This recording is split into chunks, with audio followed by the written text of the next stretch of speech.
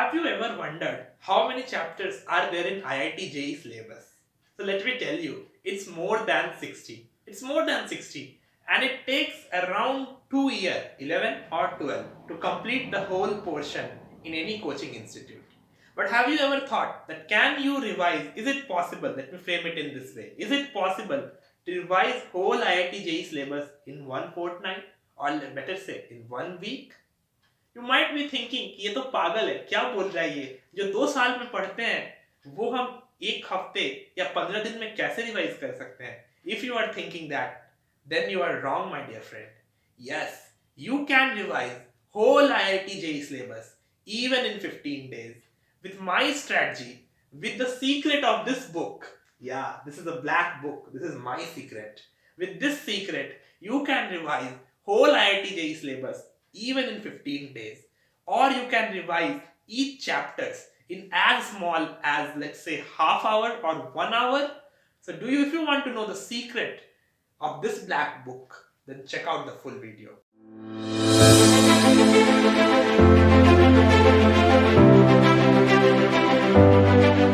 Hello everyone and I welcome you all to today's video.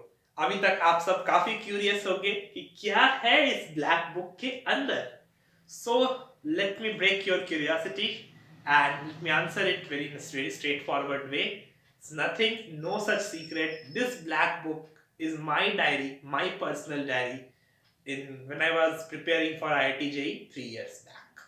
So it has my short notes, and using short notes you can cover even very vast chapters like coordinate geometry or rotation or thermodynamics even in 2 hours or 1 hour. Yes, if you don't trust me, I will tell you how you can do this. मैंने बहुत बार अपने videos में कहा है, the best strategy for revision is to make short notes. But what exactly short notes is? And second question, how to make short notes? So first of all, let me tell you what short notes is. जैसे नाम से ही clear है, short notes. So एक chapter जब आप पढ़ते हो किसी कोचिंग में या अपने स्कूल में, तो उस चैप्टर के बहुत थ्योरेटिकल एस्पेक्ट्स होते हैं, आपको पूरा नोट्स लिखाया जाता है, एटलीस्ट 50 to 60 पेजेस होते हैं, क्योंकि उसमें बहुत सारे क्वेश्चंस होते हैं। फिर आप उस चैप्टर का IIT JEE के प्रीवियस ईयर सॉल्व करते हो, या जो भी आप बुक फॉलो करते हो अपने लिए, सिंगेज हो या अरिहंत हो या अपने कोचिंग का मॉड्यूल, जो भी आप बुक फॉलो करते हो उससे आप क्वेश्चन सॉल्व करते हो, and it takes at least 2 weeks to finish one chapter, right? क्योंकि आप उसमें फर्स्ट टाइम करते हो। The thing is, the secret is, जब आप कोई चीज पहली बार करते हो तो उसमें आपको ज्यादा टाइम लगता है। इट्स वेरी सिंपल, आपको किसी अननोन एरिया में ड्राइव करना है। पहली बार जब तुम उस अननोन एरिया में जाओगे, isn't it difficult for you to find the road? Isn't it difficult कि कहीं मैं खो गया तो थोड़ा डर लगना, अनजान जगह है। इट्स सेम, जब आप कोई नया चैप्टर सॉल्व करते हो first time in your life, it takes time, but once you are comfortable with that, the next time you solve that, definitely you will take lesser time than the first time. Then go third time, second time से भी ज़्यादा कम time लगेगा, fourth time तो third time से भी कम time लगेगा। तो अगर आपने किसी भी चैप्टर का 3 से 4 बार रिवीजन कर लिया है तो आप सिग्निफिकेंट टाइम कट कर सकते हो, ठीक है। अब मैं उस स्केल पे नहीं आता हूँ कि कितना टाइम कट कर सकते हो, मैं बताता हूँ। तो मैं अगर एक चैप्टर पढ़ता था एक हफ्ते में, तो जब सेकेंड टाइम रिवीजन किया तो ट्राई करता था कि एक पूरे दिन में हो जाए। थर्ड टाइम ट्राई किया तो सोचता था कि एक सिटिंग 3 से 4 घंटे में ही कर लूँ। चौथी पांचवी बार तो उतना सब कुछ आ जाता था, उतना रिवीजन करने का जरूरत ही नहीं पड़ता था, सिर्फ इंपॉर्टेंट फॉर्मूलाज और एक दो अच्छे जो क्वेश्चंस होते थे उस टॉपिक के, वो बना लिया, काम हो गया। तो देखो ये प्लानिंग करते कैसे करते हैं, तो ये प्लानिंग तो आपको तभी करनी होगी अपनी रिवीजन की जब आप फर्स्ट अटेम्प्ट लेते हो उस टॉपिक पे, ठीक है। देखो जब आप किसी भी चैप्टर पे अप्रोच करते हो तो उस चैप्टर में 2 इंपॉर्टेंट एस्पेक्ट होते हैं, एक उस चैप्टर का सारा थ्योरेटिकल पार्ट और दूसरा उस चैप्टर के इंपॉर्टेंट प्रॉब्लम्स। IIT JEE के एग्जाम में जितना इंपॉर्टेंट थ्योरी पे कमांड होना है, उतना ही इंपॉर्टेंट है प्रॉब्लम सॉल्विंग स्किल्स भी डेवलप करना, क्योंकि at the end of the day you have to solve problems in the exam. आपसे थ्योरेटिकल क्वेश्चन बोर्ड एग्जाम जैसा कोई नहीं पूछने वाला, बट थ्योरी प्लस प्रॉब्लम दोनों ही इंपॉर्टेंट है, ठीक है। तो सबसे पहले आप क्या करोगे, जो शॉर्ट नोट्स का जो लिखने का तरीका होता है मैं आपको बताता हूँ। तो वहां पर जैसे मैं किसी भी चैप्टर स्टार्ट करता था, ठीक है, तो सबसे पहले उसकी इंपॉर्टेंट थ्योरीज, जैसे यहाँ पर आप देख सकते हो, मैं आपको दिखाता हूँ। तो ये देखो, ये कोऑर्डिनेट ज्योमेट्री का है मेरा शॉर्ट नोट्स। ओके, तो मैंने यहाँ पे सारे इंपॉर्टेंट फॉर्मूलेज लिख रखे हैं, मेंशन कर रखा है। ठीक है, तो ये आप यहाँ पे इसको आराम से देख सकते हो। ठीक है, तो इस तरह से आपको किसी भी चैप्टर का इंपॉर्टेंट फॉर्मूला लिखना है। जैसे मान लो कोऑर्डिनेट है चैप्टर, तो आपको कोऑर्डिनेट का सारा इंपॉर्टेंट फॉर्मूला, टेंजेंट, नॉर्मल, ब्ला ब्ला ब्ला, सारा इंपॉर्टेंट फॉर्मूला, कुछ इंपॉर्टेंट रिजल्ट जो आपको लगता है कि आप भूल सकते हो, जो आपको लग रहा है कि आप भूल सकते हो, वैसी चीजों को लिस्ट डाउन करना है। ठीक है, अब जब आपने क्वेश्चन सॉल्व किया पहली बार, तो ऐसा तो होगा नहीं ना कि सारे के सारे क्वेश्चंस तुमसे बन जाएंगे। तो तुम्हें कुछ क्वेश्चंस में डाउट होगा और कुछ क्वेश्चंस तुमसे बन जाएंगे। जो बन जाएंगे वो अगली बार भी बन जाएगा, ये तो श्योर है। जो नहीं बना वही दिक्कत देगा बाद में भी, मेनली यही होता है। ठीक है, तो जो क्वेश्चन आपसे नहीं बना ना, जिसमें आपको हेल्प लेना पड़ा अपने टीचर की या अपने फ्रेंड की या बुक से सॉल्यूशन देखना पड़ा, वैसे क्वेश्चंस को आप मार्क करके रखो। क्योंकि ऑब्वियसली वैसे क्वेश्चन में कुछ तो खास बात रही होगी, कुछ तो वजह रही होगी कि तुमसे बना नहीं वो क्वेश्चन, तो उसको मार्क करके रखो। या फिर अपने डायरी में ही जब उस चैप्टर का तुमने नोट्स लिख लिया ना, उसके नीचे लिख लो बुक का नाम, सिंगेज, question number dot dot dot, ये मुझसे नहीं हुआ। अब जब तुम रिवीजन करो नेक्स्ट टाइम, तो तुमने अपना ये डायरी खोला, मान लो मैंने ये देखो स्ट्रेट लाइंस खोला, स्ट्रेट लाइन का ये सारा मैंने फॉर्मूला फटाफट रिवाइज कर लिया। When I am done with the formula, now I have to solve problems. तो अब मैं प्रॉब्लम कहां से सॉल्व करूंगा? Don't start from fresh. इसी डायरी में लिख के रखा था ना मैंने कि सिंगेज का डैश डैश डैश प्रॉब्लम मुझे नहीं हुआ था उस टाइम पे, तो मैं वही क्वेश्चंस करूंगा। और उसके बाद अगर आपको लग रहा है उसके बाद भी कि आपके पास टाइम है, you have sufficient time for revision, then you can solve some random questions. जैसे बुक खोला, कुछ भी रैंडम, जैसे तुमको लगा कि ये क्वेश्चन थोड़ा टफ है या मुझसे नहीं होगा एक बार में, तो ऐसे क्वेश्चंस आप प्रैक्टिस कर सकते हो।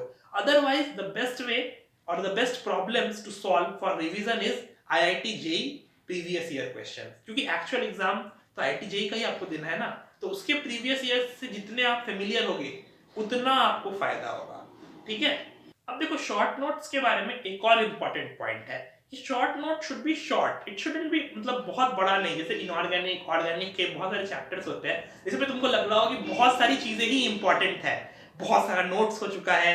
अब ऐसे नोट्स को जब आप लास्ट मोमेंट पढ़ने जाओगे तो टेंशन होता है ना, कॉपी की साइज देख के। अगर देखो देखो यहाँ मैं तुम्हें एक एग्जांपल देता हूँ, अगर तुम्हें कोई बोले कि तुम्हें लास्ट डे ये डायरी पढ़नी है या फिर ये शीट पढ़ना है, तो तुम क्या प्रेफर करोगे? मैं तो डायरी नहीं प्रेफर करूंगा, I won't prefer diary because I think कि शीट इज बेटर। सो मैं तो केमिस्ट्री के लिए शीट्स ही बनाता था। जैसे ऑर्गेनिक का एक चैप्टर है ना, जनरल ऑर्गेनिक केमिस्ट्री, उसको मैंने इस पूरे शीट में सम किया है। देख सकते हो तुम यहाँ पे, यहाँ आप देख सकते हैं, यहाँ पे एसिडिटी का ऑर्डर है, फिर नीचे बेसिसिटी का ऑर्डर है, इसी तरह से inductive effect, hyper conjugation, dipole moment, इस तरह के ये ऑर्डर का पूरा ये इंपॉर्टेंट चार्ट मैंने बना लिया और मैंने पूरे जनरल ऑर्गेनिक केमिस्ट्री को इस एक शीट में ऐसे समरी कर ली। क्योंकि मुझे लगता है कि जब चीजें ज्यादा होती है तो हमें एक साइकोलॉजिकल इफेक्ट भी होता है, अरे इतना ज्यादा है कैसे होगा, तो लास्ट मोमेंट के लिए तो मैं ऐसे चीट शीट्स, इसको चीट शीट्स भी बोल सकते हो। इसका ये मतलब नहीं है कि पर्चा जेब में डाल के एग्जाम में चले जाना, बिल्कुल नहीं। ये आप अपने कन्वीनियंस के लिए बना सकते हो, ऐसे शीट्स बना के आप अपने रूम में स्टडी वॉल ऐसे चिपका के रख सकते हो कि जब भी आप टेबल पे बैठ के पढ़ो आपका ध्यान दिन में एक बार उस तरह के शीट्स पर चला जाए। तो ये स्ट्रेटजी मैंने इनऑर्गेनिक केमिस्ट्री के लिए काफी फॉलो किया था, क्योंकि इनऑर्गेनिक में there are lot of reactions, I am not very good with remembering things, तो मुझे मैं बार बार भूल जाता था, तो मार्क्स कटते थे एग्जाम में, प्रैक्टिस टेस्ट में। तो मैंने क्या किया, हर चैप्टर लिया था, पी ब्लॉक मतलब में ग्रुप 13, ग्रुप 14 ऐसे सारे ग्रुप्स लिए, एक एक ग्रुप का जितना भी इंपॉर्टेंट रिएक्शन था उसको एकदम बोल्ड मार्कर से ऐसे ही शीट पे लिखा रंग बिरंगा और अपने टेबल के आगे चिपका दिया कि भाई दिन में एक बार तो टेबल पे बैठूंगा ही ना पढ़ने, और जब पढ़ने बैठूंगा तो दिन में गलती से भी सही एक बार तो ध्यान जाएगा, ओ अच्छा ये रिएक्शन है, ठीक है ठीक है, इस तरह से रिकॉल तो होता रहेगा। तो मैंने ये स्ट्रेटजी इसके लिए की थी। सेम विद ऑर्गेनिक, ऑर्गेनिक में मैंने एक लिस्ट बनाया था, लिस्ट ऑफ नेम्ड रिएक्शन, क्योंकि कई बार जेईई मेन में आपसे नाम वाले रिएक्शन पूछे जाते हैं, what is Cannizzaro reaction, what is aldol reaction, what is Reformatsky reaction, तो इस तरह के आपसे रिएक्शन पूछे जाते हैं जिनमें नेम बहुत इंपॉर्टेंट है। तो मैंने रिएक्शन का नाम एक कॉलम एक कॉलम में उस रिएक्शन में क्या क्या मेरा रिएक्टेंट है, क्या रिएजेंट है, और फाइनल में प्रोडक्ट क्या है, इसका एक पूरा ऐसे टेबल बना लिया था और उसको भी चिपका दिया था। इससे काफी फायदा मुझे मिला था ऑर्गेनिक केमिस्ट्री के लिए। फिजिकल केमिस्ट्री में तो मेनली फॉर्मूला होता है, तो उस तरह से एक फॉर्मूला शीट बना लिया मैंने। फिजिक्स के लिए भी मैंने सेम इसी डायरी में, जो ब्लैक डायरी मैंने आपको भी दिखाई, उसी में मैंने पहले से स्टार्ट करो तो मैथ्स के फॉर्मूले थे, और अगर पीछे की तरफ से ओपन करो तो फिजिक्स के फॉर्मूला लिख के रखा था। फिजिक्स में भी काफी फॉर्मूला होता है, तो सारे इंपॉर्टेंट फॉर्मूला और आई रोडो और एचसी वर्मा के अच्छे अच्छे क्वेश्चंस मैंने मार्क करके रखे थे। तो इससे होता क्या है ना बच्चे, कि जब तुम 2-3 बार रिवीजन कर लोगे, तो जब आपको फाइनल रिवीजन होता है एग्जाम से 2 हफ्ते पहले का, उस समय आप काफी टेंस्ड होते हो, उस समय आप नया कुछ स्टार्ट नहीं कर सकते। अगर आप अपने क्लास नोट्स को पढ़ने जाओगे, रेगुलर क्लास नोट्स को, so what will happen, you will see कि बहुत ज्यादा चीजें, आपको थोड़ा डर लगेगा, ऐसे ही एग्जाम का प्रेशर रहता है। तो ऐसे में इस तरह की शीट्स या वैसी डायरी जहां पे आप चीजों को सम अप करके रख सकते हो, इट्स वे मोर हेल्पफुल। ठीक है, तो I will request everyone to make your own short notes. Don't ask me for my short notes, नहीं है मेरे पास, थोड़ा बहुत ही बचा है। फायदा तभी होगा when you will make your own short notes, क्योंकि नोट्स बनाने के टाइम भी तो तुम लिखोगे ही ना, और लिखने से भी चीजें याद होती है। तो make your own short notes and do well in exams. All the best.